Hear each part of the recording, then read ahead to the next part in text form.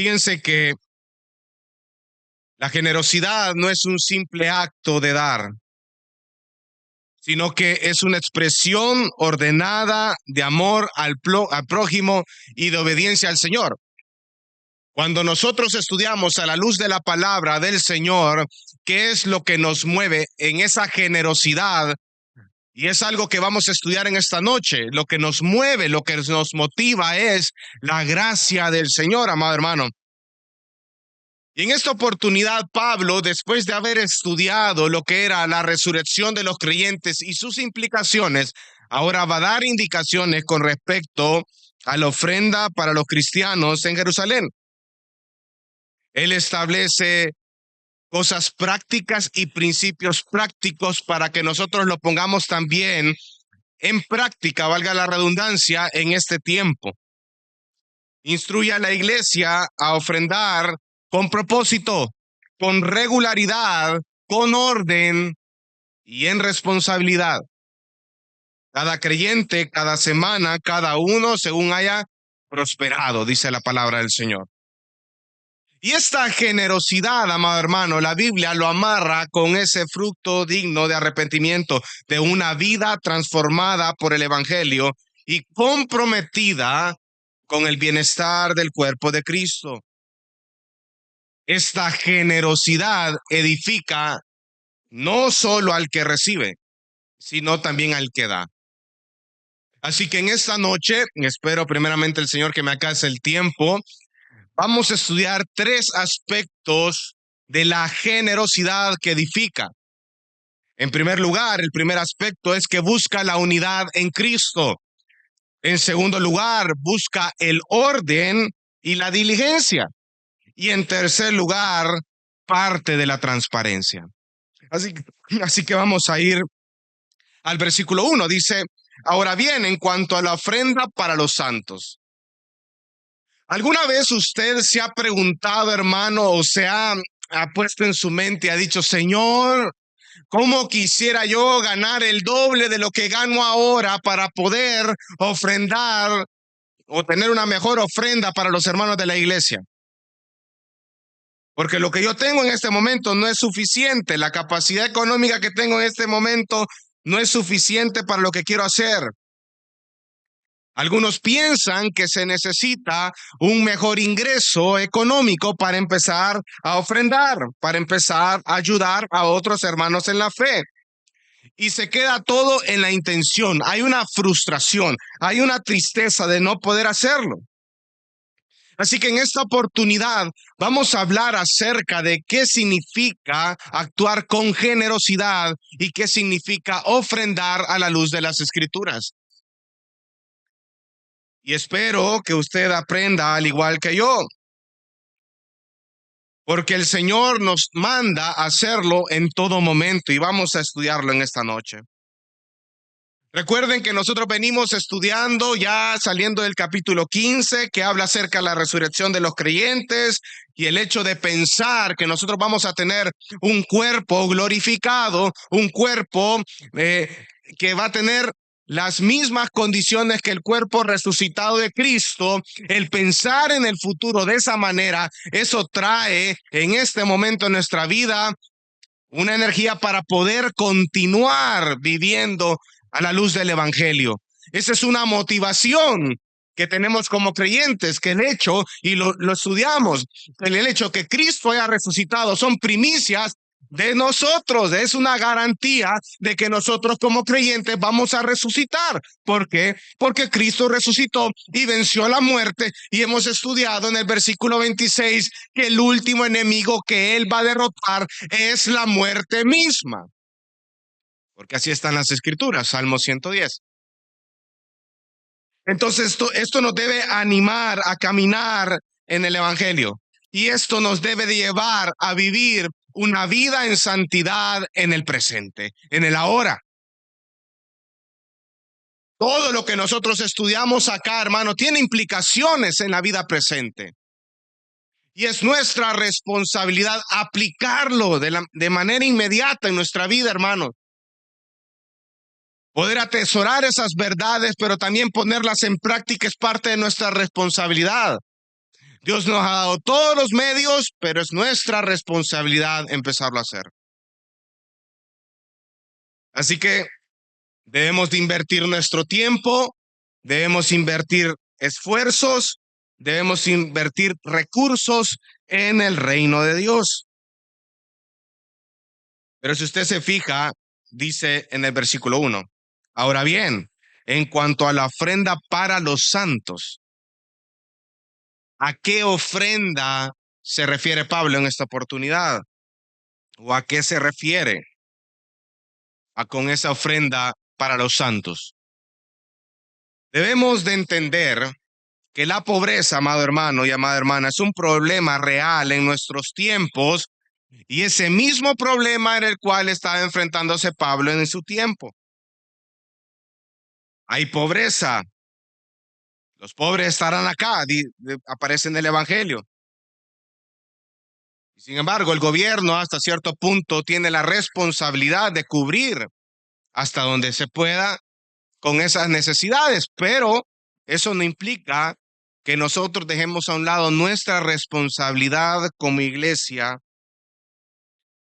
de encargarnos o de velar para satisfacer las necesidades de los propios hermanos en la fe, del propio pueblo de Dios.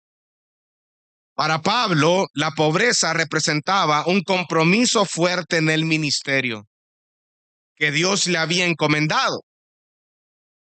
Hoy les voy a leer un versículo, está en Gálatas 2, del 9 al 10, dice, y al reconocer la gracia que se me había dado, Jacobo, Pedro y Juan, que eran considerados como columnas, nos dieron a mí y a Bernabé la diestra del compañerismo, para que nosotros fuéramos a los gentiles y ellos a los de la circuncisión.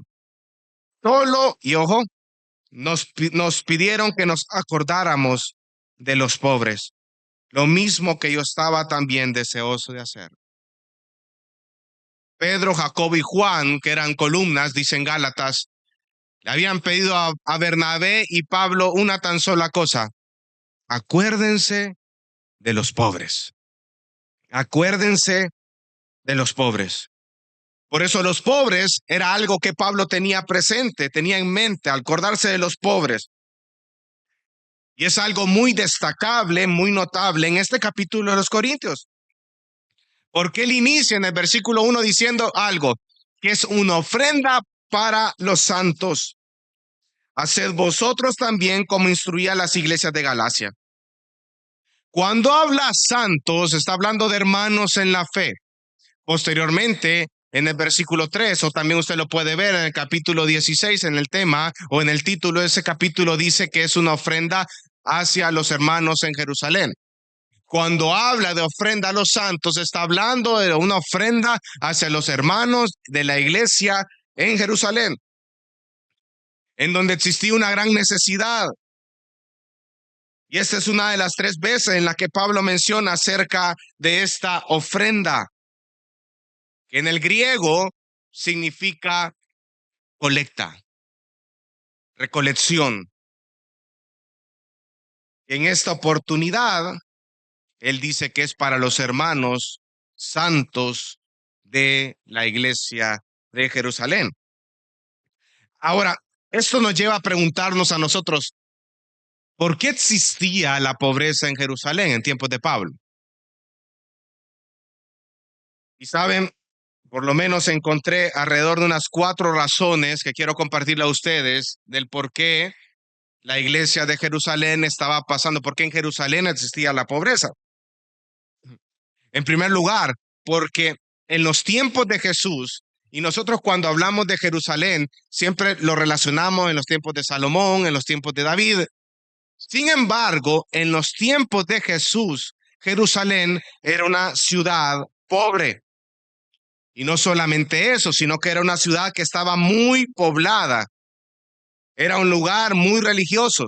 Las personas entraban y se iban, pero también había un gran porcentaje de personas que entraban y se quedaban en la ciudad. Y esto aumentaba en las temporadas en las que había fiestas. Se estima de que en las temporadas de fiestas en Jerusalén habían alrededor o venían alrededor de 1 millón a 2 millones de personas para la temporada de las fiestas. Entonces Jerusalén era un lugar pobre en los tiempos de Jesús, donde estaba una superpoblación, estaba muy poblada. Segunda razón por la cual existía la pobreza en Jerusalén, recuerden que la iglesia era perseguida en ese tiempo.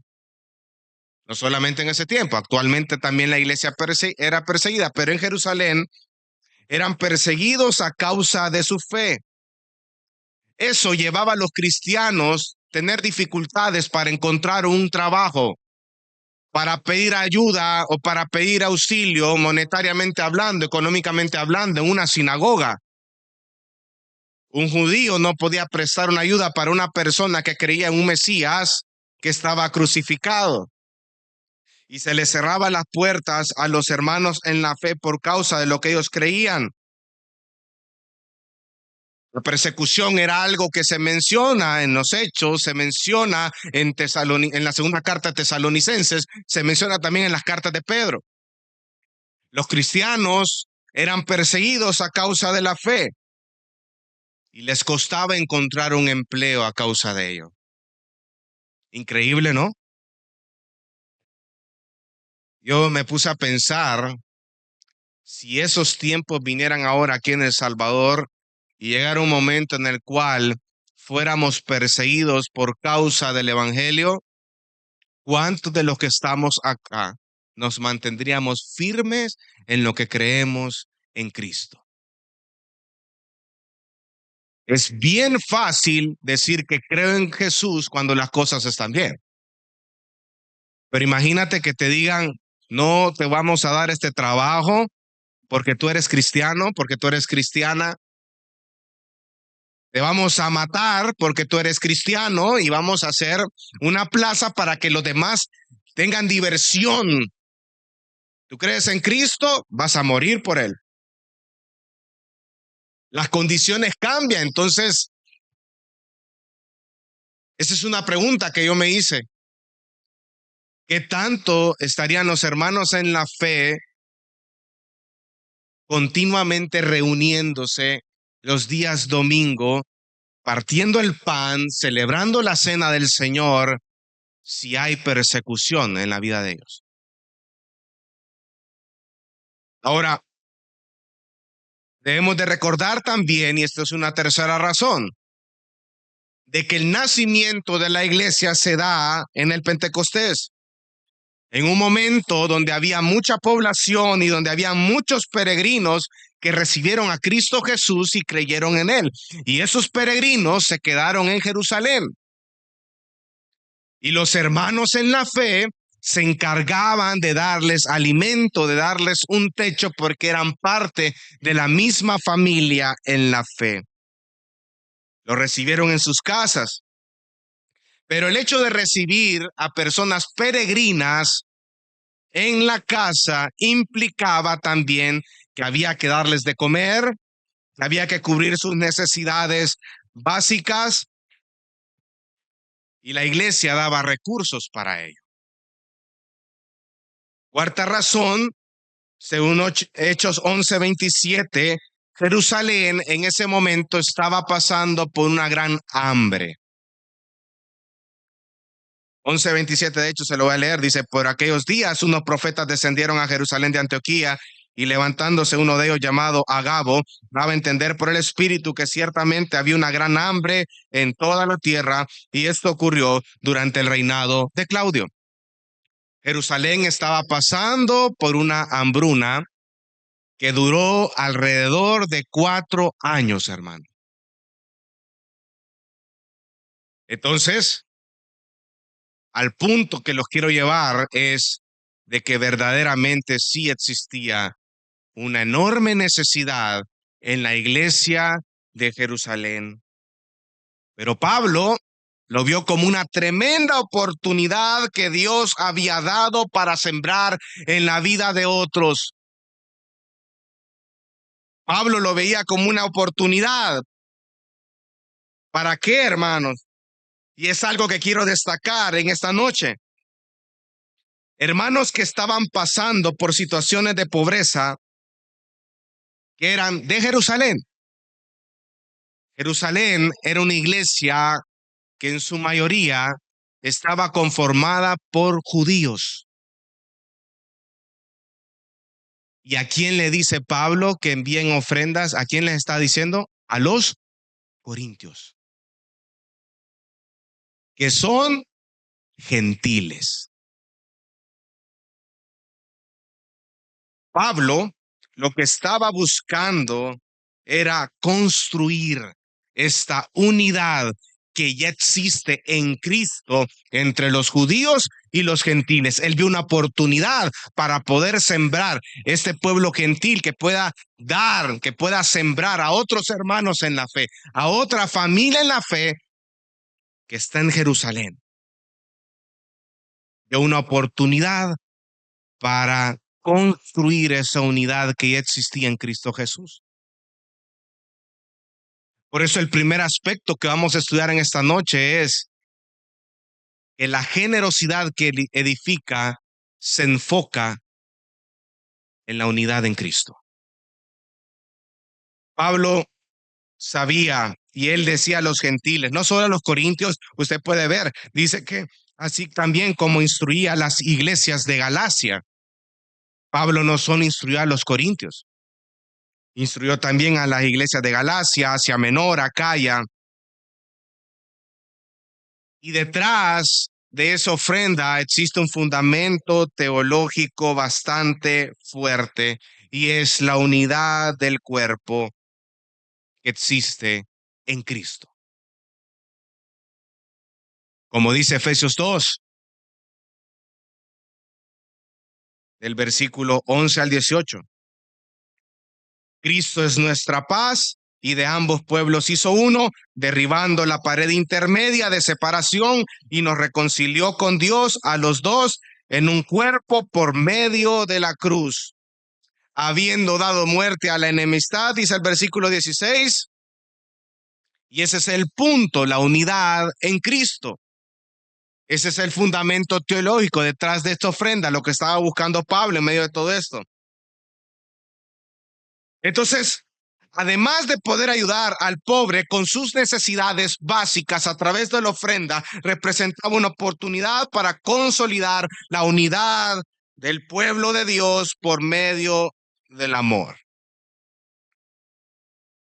Mis amados hermanos, y este es un aprendizaje también para nosotros. ¿Qué es lo que verdaderamente te motiva detrás de cada ofrenda que tú presentas aquí en el día del Señor? ¿Qué es lo que tú buscas? ¿Buscas que tu nombre sea exaltado? ¿O buscas que el nombre de Cristo sea exaltado? ¿Cuál es tu motivación detrás de la ofrenda? ¿Vas buscando la unidad del cuerpo? ¿O vas buscando el protagonismo? Porque si hay algo que vamos a estudiar, voy a quitar el micrófono. Si hay algo que vamos a estudiar en esta noche, es que ¿cuál debe ser la motivación detrás del corazón del creyente, aquel creyente que generosamente está ofrendando? Y lo vamos a estudiar en esta noche. Pero antes de llegar allá, yo quiero preguntarte a ti, ¿qué es lo que te motiva a ti a ofrendar? Probablemente usted decir, pastor, yo no ofrendo, yo ofrendo cada cierto tiempo, hermano. Si no existe una regularidad en cuanto a lo que tú ofrendas, hermano, vamos a ir a la luz de las escrituras, pero esa actitud no es correcta de una persona que ha nacido de nuevo. Y es lo que hace Pablo aquí, es lo que trata de escudriñar las motivaciones que hay detrás de todo esto. Él, de una manera práctica, empieza a darle estructura para que los corintios puedan entender cómo pueden darle un orden, una estructura, y para que ellos puedan dar una ofrenda que edifique al cuerpo. Pero ¿cómo está tu día a día con las ofrendas? ¿Sí o no? Que cuando son cosas del Señor, cuando es la ofrenda del Señor, muchos lo que hacemos es dejarlo a un lado. Si queda, yo voy a dar. Algunos ni siquiera dentro de su presupuesto existe la palabra ofrenda, ni la cantidad. No estoy hablando aquí de cantidad, sino que ya lo vamos a ver. Sino que lo ven como si me queda, entonces yo doy. Hermano, hay algo, hermana, hay algo malo ahí en tu teología que está muy mal. Y es lo que trataremos de buscar en esta y entender en esta noche. Porque muchas veces cuando es acerca de la ofrenda buscamos ciertos atajos, ¿no es cierto? Cuando nosotros determinamos en el mes cuánto es lo que vamos a ofrendar de manera regular en nuestra iglesia y viene un hermano, una hermana que está pasando por necesidad, entonces venimos, bueno, entonces voy a dar de la ofrendita y el Señor sabe que esta ofrenda es para el pueblo del Señor y entonces voy a dar una parte y se lo voy a dar al hermano, pero le voy a cucharear aquí la ofrenda que pertenece al Señor. ¿Es eso lo que nos manda la Biblia? Otros, no, es que mi ofrenda es mi servicio al Señor. Ok. Pero ¿qué hay detrás de tus motivaciones? Porque lo que hay detrás de tus motivaciones revelan lo que hay dentro de tu corazón. Y no se puede servir a dos señores, dice la palabra del Señor. O amas a Dios o amas al dinero. ¿Y hacia dónde está tu corazón? ¿Buscas hacerlo a tu manera o a la manera de Dios? Entonces, vamos a apoyarnos en segunda carta a los Corintios. Quiero que vayamos al capítulo 8. ¿Cuál debe de ser la motivación detrás de la generosidad?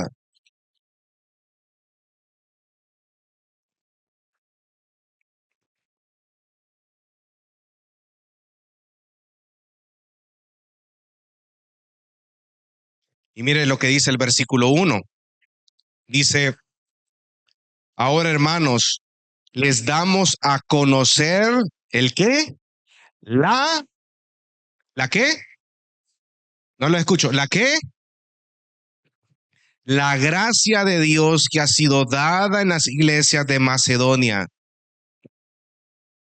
¿Qué es la motivación detrás de la generosidad? Pablo lo dice en versículo 1, la gracia de Dios. Y mira el versículo 2, pues en medio de una gran prueba de aflicción, abundó su gozo y su profunda su profunda pobreza sobreabundó en la riqueza, la Reina Valera dice, en la generosidad de su liberalidad. Los macedonios eran hermanos en la fe, pobres. Pero Pablo les dice aquí, ¿cuál es la verdadera motivación detrás de la generosidad?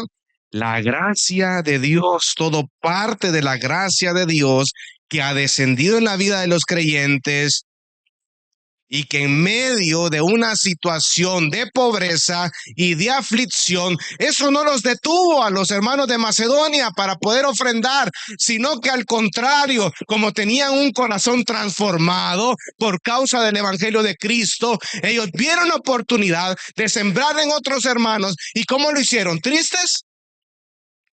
Versículo dice, con gozo, con generosidad.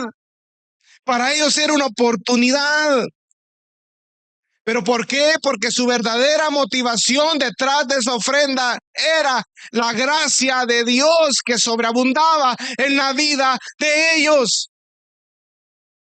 El hecho de reconocer que yo he sido receptor de las bendiciones espirituales en Cristo y que la gracia sobreabundó, que Dios me hizo nacer de nuevo, debe en mi corazón, que estaban muertos en sus delitos y pecados, debe de generar que generosidad, dadivosidad, alegría, gozo, porque reconozco que ahora ya no vivo yo, mas vive Cristo en mí. Pero mire qué ejemplo estos macedonios, dice, porque el versículo 3, porque yo testifico que según sus posibilidades y hasta aún más allá de sus posibilidades, dieron de su propia voluntad. Era una iglesia pobre, pero eso no los limitó para poder ofrendar a otra iglesia que lo necesitaba. ¿Quién hace eso, hermano, si no solamente el evangelio? Y mire lo que dice el versículo 4. Miren la actitud de los macedonios, suplicándonos con muchos ruegos el privilegio de participar en el sostenimiento de los santos. Ellos suplicaban a Pablo de que les diera la oportunidad de participar de esta manera en el sostenimiento de los santos. Para ellos no era una carga. Para ellos es una tremenda oportunidad de poder mostrar su amor hacia la iglesia de Cristo y por consecuencia su amor a Dios. Versículo 5. Y esto no como los habíamos esperado, sino que primeramente, aquí está la clave, se dieron a sí mismos al Señor y luego a nosotros por la voluntad de Dios. ¿Se dieron a quién, dice? Al Señor. Amarrando lo que había dicho en el versículo 1, todo parte de la gracia de Dios. Esta ofrenda partía de un corazón alegre que ha sido receptor de la gracia de Dios, y ese debe ser el motivante detrás de cada vez que usted venga a la casa del Señor a ofrendar. Porque, hermanos, cuando tú y yo ofrendamos, esa es una respuesta activa a la gracia de Dios. Y eso no solamente sirve para cubrir las necesidades del pueblo de Dios, sino que era un acto de adoración a Dios en gratitud por todas las bendiciones espirituales que tenemos en Cristo Jesús.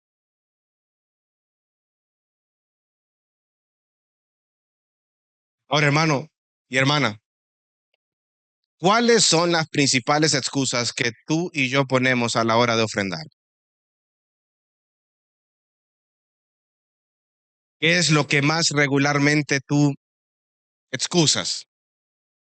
No, es que ya no tengo para la comida de mis hijos.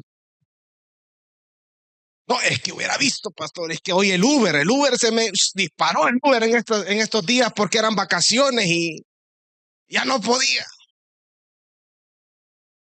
No, es que hubieron situaciones ahí que fugas, ¿verdad? Tuve como 5 o 6 salidas en el mes en el cual gasté todo lo que era mi ofrenda para el Señor. No, es que lo invertí en libros. La ofrenda para el Señor, inversión en libros. No estoy en contra de que tú inviertes en libros, hermano. Pero ¿cuáles son las excusas que tú pones?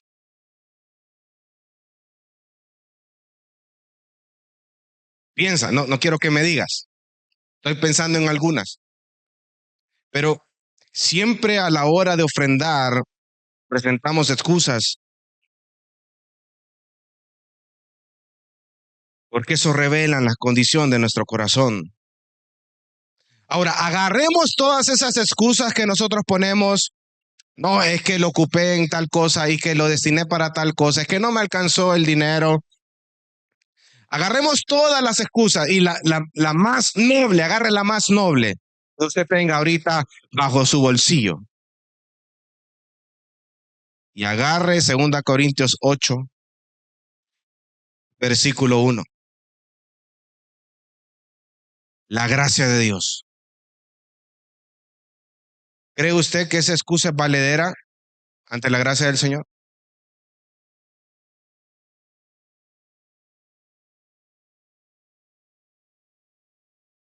Nosotros necesitamos más del Señor y necesitamos más de lo que nosotros mismos pensamos que necesitamos. Porque ver la ofrenda como una respuesta a la gracia de Dios y un acto de adoración nos ayuda a examinar nuestros corazones pecaminosos. Recordemos que esta ofrenda es para los santos, es decir, para el cuerpo de Cristo. Y esto no quiere decir que la iglesia no tenga nada que ver con las personas que están fuera de la iglesia, no es el punto, sino que debemos de estar involucrados en cubrir con las necesidades de nuestros hermanos en la fe. Gálatas 6:10 nos lo manda. Dice que hagamos bien a todos según tengamos oportunidad y especialmente a los de la familia en la fe. Cierro este punto diciendo que esta ayuda se da a otra iglesia hermana, que es la iglesia de Jerusalén, que forma parte del cuerpo de Cristo universal. Pero para ello debemos de conocer las necesidades de nuestros hermanos.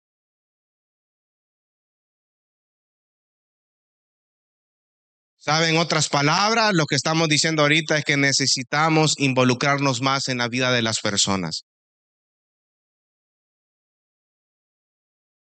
¿Usted piensa que aquí dentro de la iglesia Gracia y Verdad no existen personas o hermanos en la fe que están pasando por necesidades económicas fuertes? Hay hermanos que sí comparten sus cargas. Y saben, muchas veces Dios ocupa a la comunidad para ver cómo se pueden apoyar a estos hermanos en la fe. Muchas veces, hermanos, muchos de ustedes se han acercado a algunos de nosotros, los pastores, y nos han dicho, fíjate, pastor, que tal hermano, tal hermana está pasando por momento de necesidad en este momento. ¿Crees que le podemos ayudar como iglesia? Pero ¿cómo ese hermanito se llegó a dar cuenta que la otra hermanita estaba pasando por necesidad? Porque se dignó preguntar, se preocupó por su hermana en la fe, se interesó, intencionalidad, relación.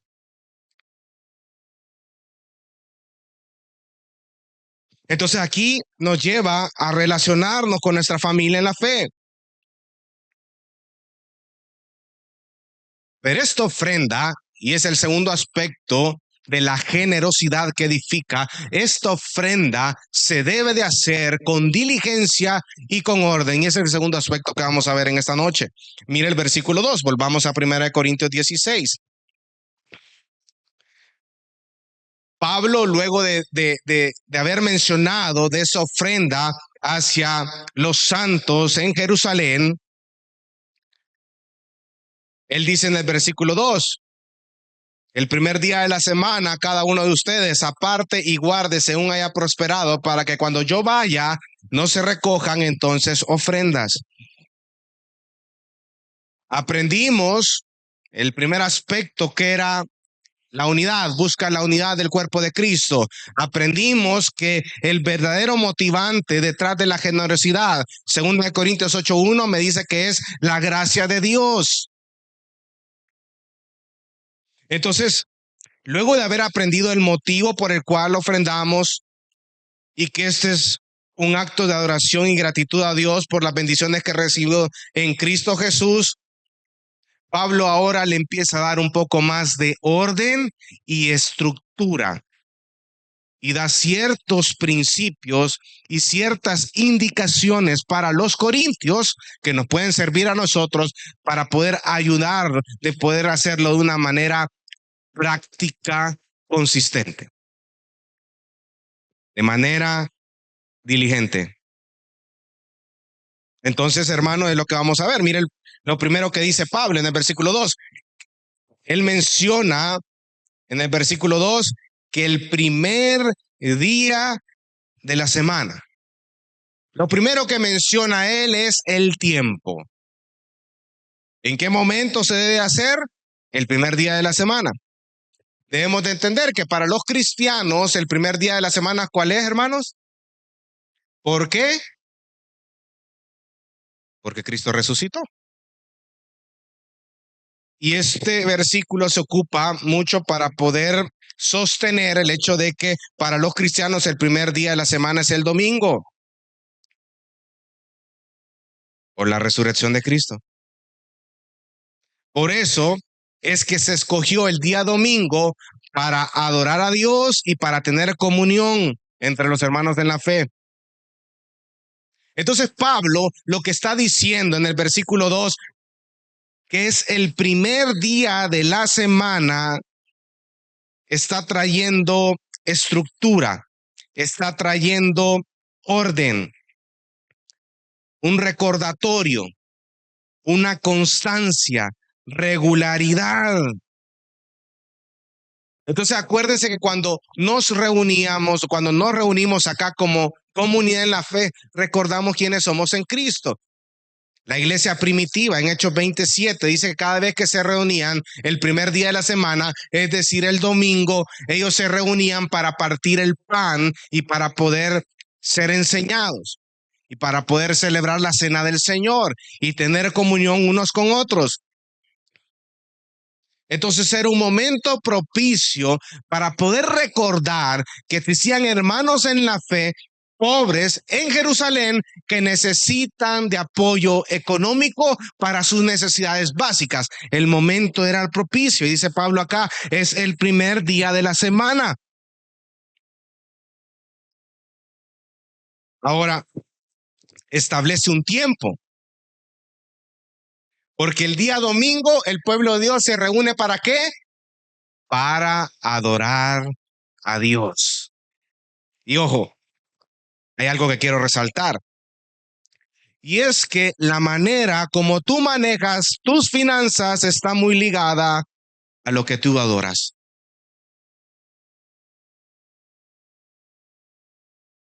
Y me parece muy notable que Pablo haya dicho así, el primer día de la semana, el día de la oración. Háganlo de manera regular. Y también el manejo de tu finanzas refleja tu vida espiritual, hermano y hermana. Lucas 16:11 dice, por tanto, si no habéis sido fieles en el uso de las riquezas injustas, ¿quién os confiará las riquezas verdaderas?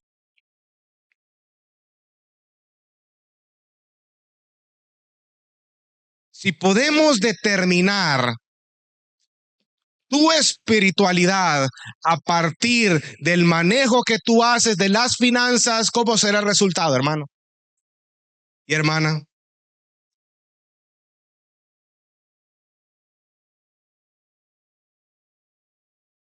¿Quién es tu Dios? ¿A quién tú adoras?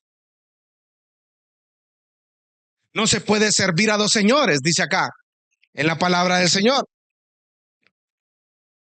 Muchos debemos de ser obedientes a Dios en el área de nuestras finanzas porque refleja nuestra espiritualidad y en la mayoría de casos somos desordenados en ello. Por eso lo primero que plantea Pablo acá es, seamos ordenados, seamos disciplinados. Al poner él el primer día de la semana, le está dando un aspecto de constancia y de regularidad. Le está poniendo un factor de orden. ¿Quieren ofrendar, hermanos? Sean ordenados, sean disciplinados. No lo hagan de la corazonada. Hay muchos que dicen, ay, no, es que hoy no siento dar la ofrenda. No, hoy sí, una vez al año sientes dar la ofrenda. No, Pablo dice, tienes que darle orden. Primer día de la semana, sé constante, sé regular. Esto es un acto de adoración a Dios. No lo descuides. Parte de un corazón generoso que viene de la gracia de Dios, de las bendiciones que hay en Cristo Jesús, semana tras semana. En otras palabras, en el fondo de este mensaje estaba Pablo diciendo, sean buenos mayordomos con lo que Dios le ha dado en sus manos. Mayordomía. Mayordomía. Orden. Diligencia. Debemos de ser ordenados, hermanos. Empezando con nuestras finanzas. Tú armas un presupuesto o tienes un presupuesto en tu familia. Eso es clave, hermano. ¿Saben? Cuando estamos en consejería prematrimonial o en el curso prematrimonial, hay un momento en el cual a los que van a hacer el futuro matrimonio se expone este tema acerca del presupuesto dentro del hogar. Porque muchos llegan al matrimonio con la idea de lo tuyo es lo tuyo, lo mío es lo mío, ¿verdad? ¿Sabes qué? Yo me hago cargo de estas cosas y tú te haces cargo de las otras cosas. Y hay veces, hermano, que el cónyuge ni siquiera sabe lo que el otro cónyuge gana, hermano. De entrada, está mal. Porque si esta persona con la cual yo contraje matrimonio, somos una sola carne, ¿por qué voy a tener falta de transparencia con ella? O en el caso de las hermanas, con él. Y se les enseña a hacer un presupuesto. Y dentro de ese presupuesto, hermano, claro que está la ofrenda. Por supuesto, hermano. Pero hay que darle un orden. Hay que ser ordenados. Y saben, también acá, lo que estaba diciendo Pablo, y si usted ve aquí, es una oportunidad para poder ofrendar a la iglesia en Jerusalén, una iglesia pobre. Claro que dentro de tu presupuesto, hermano, está tu ofrenda regular a la iglesia, pero también debe existir una parte para esas oportunidades que se te presentan en el momento que Dios te las da para que tú puedas sembrar en la vida de otro hermano.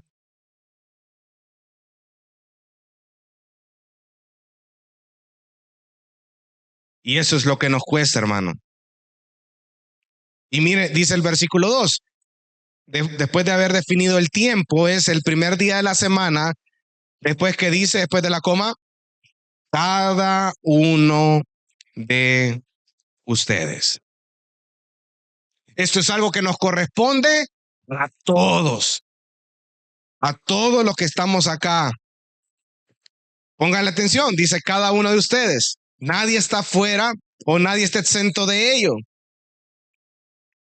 Algunos dicen, yo no puedo dar dinero, pero yo daré mi talento al servicio del Señor. ¿En serio no tienes nada de dinero?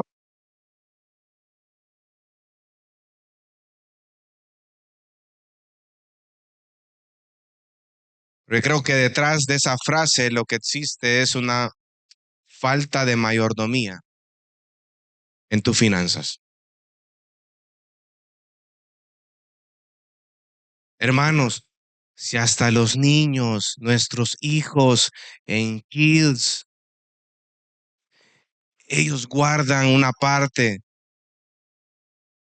1 centavo puede ser 2 centavos de manera ordenada.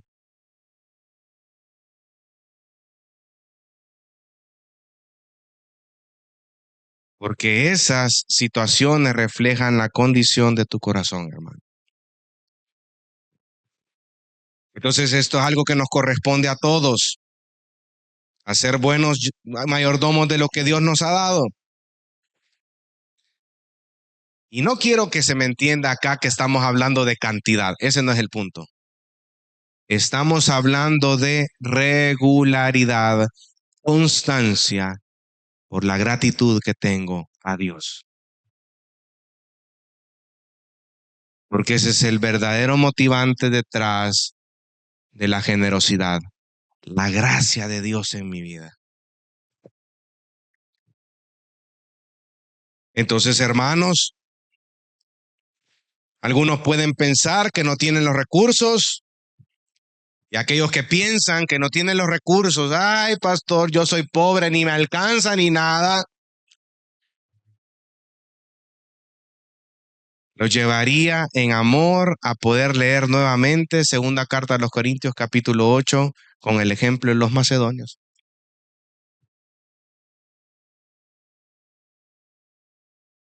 porque ellos no tenían muchos recursos y además de eso estaban pasando por aflicciones.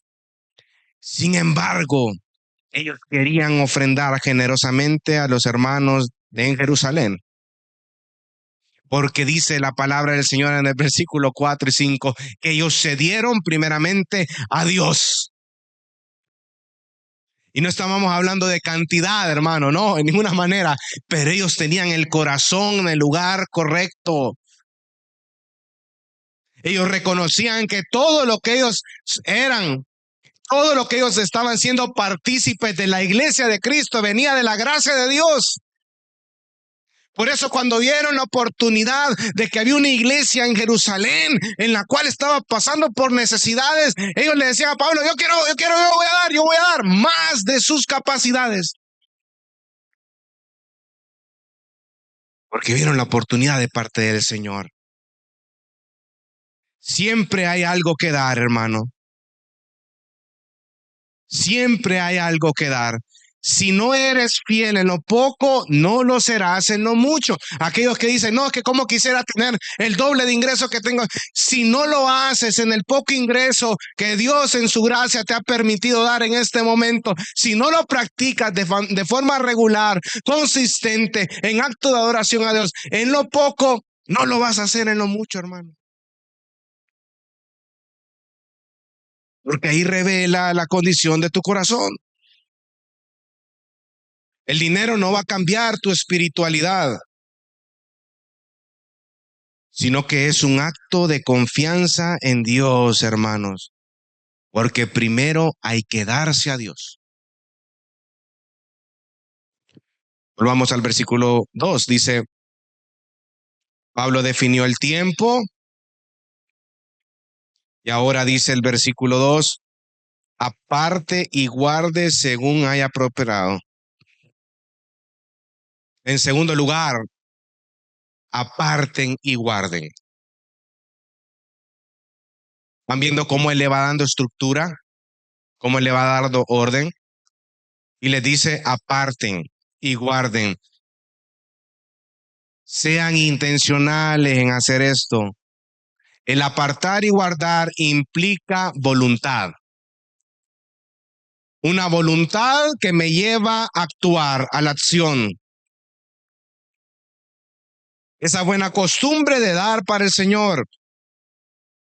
En esta oportunidad estaba hablando de una ofrenda especial para los hermanos en Jerusalén. No todo se queda con la intención, amado hermano, sino que tienes que llevar esa intención a la acción. Debemos de apartar y guardar. Algunos sostienen que Pablo se refería a las ofrendas privadas. Otros creen o sostienen que las ofrendas deben ser canalizadas a través de la iglesia. Independientemente de la posición, esto nos lleva a actuar. Ahora, como iglesia, para que usted tenga una idea,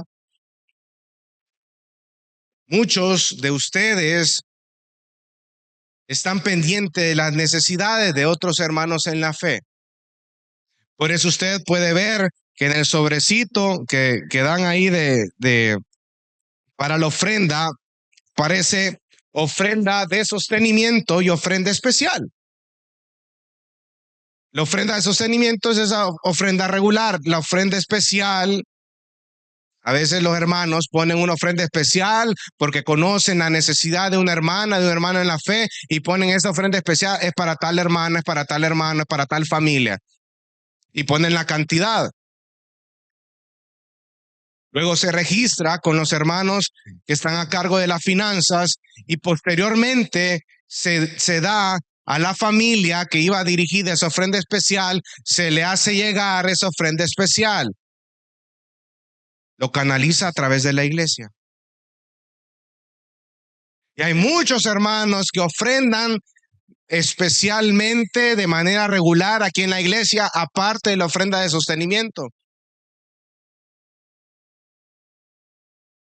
Dan su voto de confianza en primer lugar en la iglesia, porque saben de que se va a destinar hacia donde ellos mismos han dicho. Pero este es un ejemplo de cómo nosotros podemos ofrendar de manera especial en otros hermanos en la fe. Y saben, muchas veces estos hermanitos no quieren tener ese protagonismo, que muchas veces, hermano, hay mucha contaminación. A veces quisiéramos dar la ofrenda y que la otra persona se diera cuenta que Marcelo Guzmán ha dado $25. Pero date cuenta que yo fui de mi dinero que te di. ¿No es cierto? Que vamos tras que la otra persona se dé cuenta el protagonismo. Cuando en realidad, cada vez que exista esa ofrenda, la persona hay que direccionarla, la que recibe la ofrenda, a que confíe en Dios. Incluso si Dios en un momento en el cual te utiliza a ti para poder ayudar a otro hermano en la fe porque necesita una ofrenda de manera inmediata, incluso cuando esa persona te dice, gracias hermano, no sabes, direcciónelo, gracias a Dios hermano. Gracias al Señor, porque es Dios el que me ha dado esta oportunidad. No soy yo. Si yo soy miserable en mi carne, yo no lo quisiera hacer, pero es Dios el que me ha dado esta oportunidad. Direcciónelo a su confianza a Dios. Porque no importa quién soy yo. Lo que importa es Cristo, hermano. Aparten y guarden. La verdad es que un buen mayordomo siempre estará dispuesto a apoyar aquellas oportunidades que Dios da para sembrar en la vida de sus hermanos. Estén pronto para ello, para poder ayudar, hermano. Pero para eso tú tienes que ser una persona ordenada y un buen mayordomo. En tercer lugar, estamos en el segundo aspecto, acuérdense que hay que hacerlo en orden y con diligencia. En tercer lugar, Pablo en este versículo nos define cuánto debemos dar. ¿Nunca se ha surgido esa pregunta en usted? ¿Cuánto es lo que yo debo de dar de ofrenda de manera regular o una ofrenda especial a otro hermano en la fe? Mira el versículo 2, dice, aparte y guarde, y después que dice, según haya prosperado. Y sé que muchos por mucho tiempo hemos escuchado la palabra diezmo, pero acá no habla acerca del diezmo, sino que acá Pablo es claro y el principio que él establece que él debe de dar, que el creyente debe de dar de acuerdo a la prosperidad recibida de parte del Señor. ¿Cómo vamos a dar? En nuestra iglesia no se practica el diezmo, porque creemos que el diezmo fue utilizado en el Antiguo Testamento, para que usted tenga una idea, para cubrir a manera de impuesto, para cubrir con todos los costos de un gobierno. Por eso usted puede ver a la luz del Antiguo Testamento que así era como se le pagaba a los levitas, a los servidores del pueblo. Era una manera de cómo sostener el gobierno y hay unos porcentajes que algunos creen que andaban entre el 20 al 23% de este impuesto en los tiempos de Moisés. Pero surge la pregunta, ¿dónde quedaba la ofrenda voluntaria en el Antiguo Testamento? Proverbios 3:9, se lo voy a leer, dice, honra al Señor con tus bienes y con las primicias de todos tus frutos. Entonces tus graneros se llenarán con abundancia y tus lagares rebosarán de mosto. Debía de dar lo que uno quería. Solo honra al Señor y hazlo con generosidad. Eso significaba dar. Y eso es algo que se observa a lo largo de las escrituras, hermano.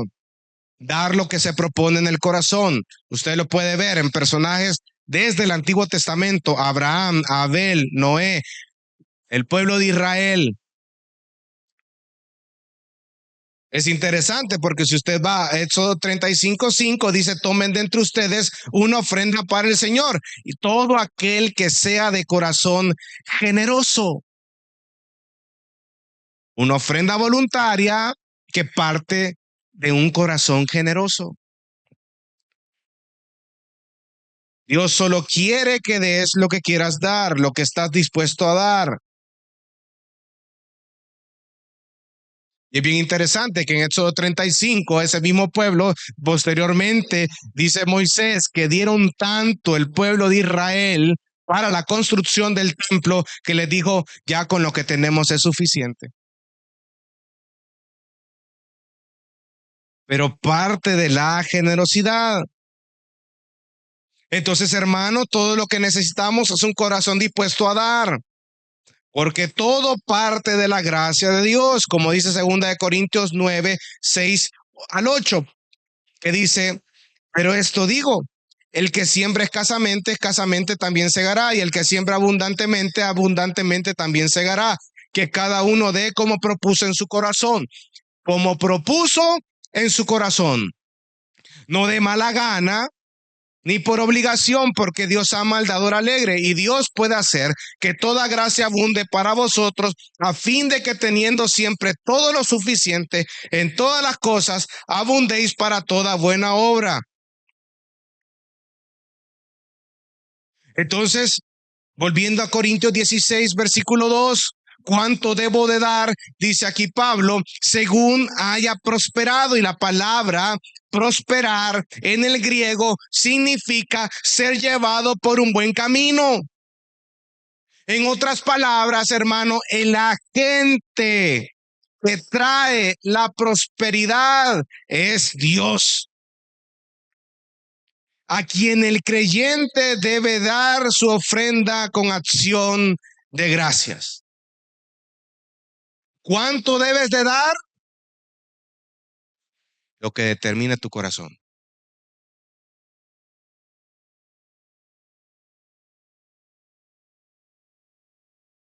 En cuarto lugar, Él establece un propósito.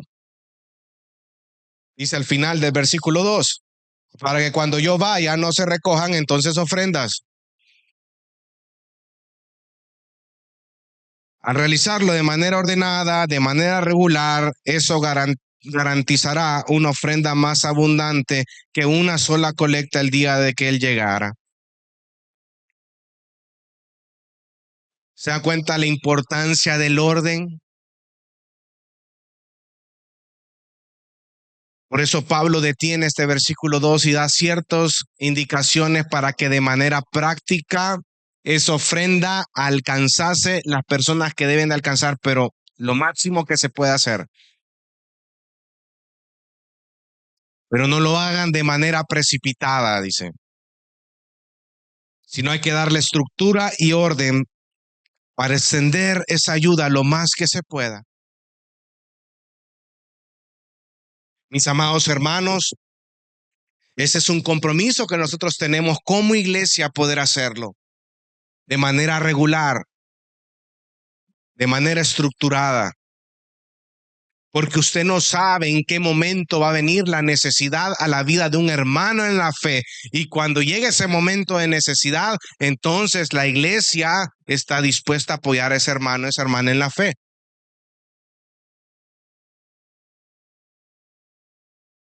Pero hay que hacerlo con gozo, con alegría, porque Dios ama al dador alegre. El tercer aspecto de la generosidad que edifica, y con esto ya voy cerrando, es que parte de la transparencia. Mira el versículo 3. Cuando yo llegue, enviaré con cartas a quienes ustedes hayan designado para que lleven su contribución a Jerusalén. Miren lo que hace Pablo. Les dice a los corintios, ustedes escojan quiénes van a llevar la ofrenda. De esta forma, él se estaba cuidando en cierta manera de que se estén juzgando a él, de que él estaba ocupando ese medio para poder incrementar sus bienes, que ese no era el punto de Pablo. Aunque en realidad no sabemos quiénes fueron los escogidos para llevar esa ofrenda hacia los santos en Jerusalén, Pero lo que sí es probable es que la carta de recomendación haya sido dada por el mismo Pablo. La palabra griega para contribución es charis. Y en este versículo denota una donación caritativa como expresión de la bondad de Dios. Es un don de la gracia de Dios que los cristianos de Corinto envían a Jerusalén. Lo que busca Pablo aquí es exaltar el nombre de Cristo a través de la unidad del cuerpo. Y para mantener esto, ¿sabe lo que él resalta aquí? Que debemos de ser transparentes, íntegros. ¿Cuántas personas se han perdido por el amor al dinero? La Biblia dice, el amor al dinero es el principio de todos los males. Pero si hay transparencia, hermano, hay integridad, hay sinceridad. Las personas deben de saber hacia dónde se direcciona sus ofrendas. Y estas ofrendas deben ser administradas por hombres piadosos. Estas personas que iban a enviar eran personas piadosas. Y se cree que Pablo quería enviar a varios hermanos en la fe en primer lugar porque habían ladrones y llevaban muchas monedas de por medio para evitar que los robaran. Y también como una manera de rendir cuentas a la iglesia de Corinto que estaba dando esa ofrenda a los hermanos de Jerusalén y que ellos vieran con sus propios ojos, que sean testigos de que esa ofrenda para lo que se pidió, para eso se direccionó. Pero también está el punto que nosotros vimos anteriormente, crear vínculo y unidad entre las iglesias. Una iglesia gentil con una iglesia judía. Que Cristo Jesús ha hecho un solo pueblo. Lo que buscaba era crear esos vínculos dentro de la iglesia. Y dice el versículo 4, y si es conveniente que yo también vaya, ellos irán también conmigo. Dice Pablo que si consideran apropiado que él vaya junto con los hermanos que había escogido, él lo puede hacer. Y ahora surge la pregunta, ¿qué pasó con la ofrenda hacia los hermanos de Jerusalén? ¿Se llegó a dar o no se llegó a dar? Pues déjeme decirle, hermano, Romanos 15, 26 y 27 nos afirma que la ofrenda sí fue recibida y lo deja claro. La contribución de los corintios se logró recoger y se entregó. Y gracias a Dios que nos permite aprender por medio de su palabra. Ahora, hermanos, concluyo con lo siguiente. Uno de los elementos de la adoración a Dios es el ofrendar a Dios como respuesta a su gracia. Una gracia que sobreabundó sobre nuestros corazones, que somos pecadores. Entonces, la generosidad parte de la gracia y de las innumerables bendiciones que recibimos en Cristo. Como cristianos, debemos de promover esa generosidad que edifica. Y estudiamos tres aspectos. En primer lugar, esa generosidad que edifica busca la unidad dentro del cuerpo de Cristo.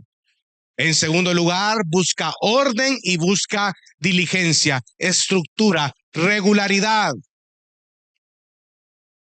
Y en tercer lugar, se hace o se parte de la transparencia.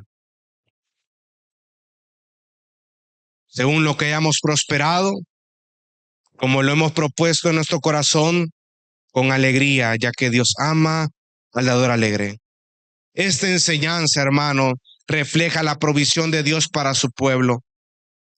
Y mis amados hermanos, todos acá en alguna oportunidad hemos sido benefactores de la generosidad de otros hermanos en la fe. Y eso es porque la gracia de Dios se manifestó de esta manera. Por eso, amados hermanos, debemos de examinarnos a la luz de lo que estudiamos en esta noche, dónde está nuestro corazón. Y si nuestro corazón no está en el Señor, arrepintámonos de corazón y comprometámonos con Él, honrándole por medio de nuestras ofrendas. Y termino con Filipenses 4, 19 y 20, que dice: y mi Dios proveerá a todas vuestras necesidades conforme a sus riquezas en gloria en Cristo Jesús. A nuestro Dios y Padre sea la gloria por los siglos de los siglos. Amén. Vamos a orar. Dios te bendiga. Realmente es un privilegio para nosotros que puedas escuchar el mensaje de la palabra de Dios. Esperamos que Dios obra en tu vida grandemente a partir de lo que puedas escuchar y aprender a través de este sermón. Sin embargo, creemos que solo este sermón es insuficiente y no debería de suplantar por ningún motivo tu asistencia a una iglesia local. La iglesia local es el medio por el cual Dios obra en la vida de su pueblo.